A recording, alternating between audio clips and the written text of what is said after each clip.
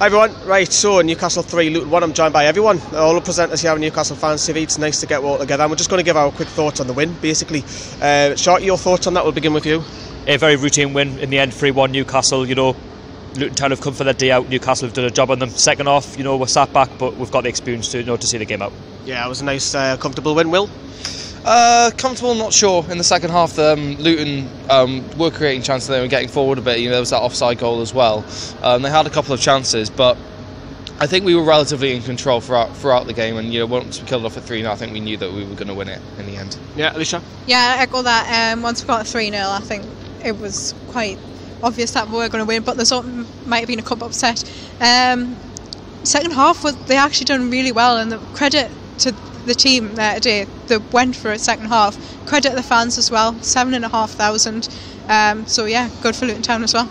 Yeah, you've got to credit the fans, absolutely phenomenal. It was all over the city centre, everywhere, you know what I mean. And Sharkey, we've seen them as all over Central Station, the big market, top of the big market. Also, it's credit them, man. That's mint, isn't it? They're credit the Football League. It's that day out, that big day. They've come such a long way. They've had a few troubles in the past, and to see them, come to St James's Park, bring 7,500 fans, make a noise that they have, and I wish them all a safe journey. And I hope that they get promoted from League 2 into League 1. Yeah, they will go up. I mean, they're 11 points clear, fourth position at the moment. How do you think Freddie got on?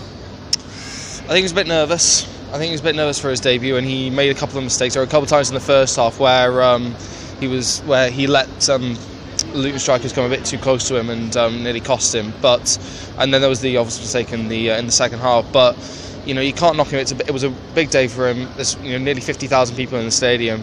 There's a lot of pressure on. He's still very, very, very young, and we all know that suitably for him, he needs to go out on loan again and get a little bit more experience. But I have no doubt that in the future, Freddie Wilson could be our number one goalkeeper. Yeah, I think that these are the games where you're allowed to make mistakes, express that kids need to as well. So Elisha, we'll finish off with you at the end there. It's a big week.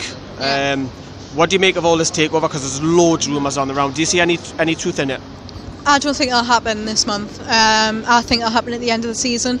As I said ages ago in the video that we did when it all first started, I can't see this going through, which means are we even going to get money in this transfer window? We heard 30 million.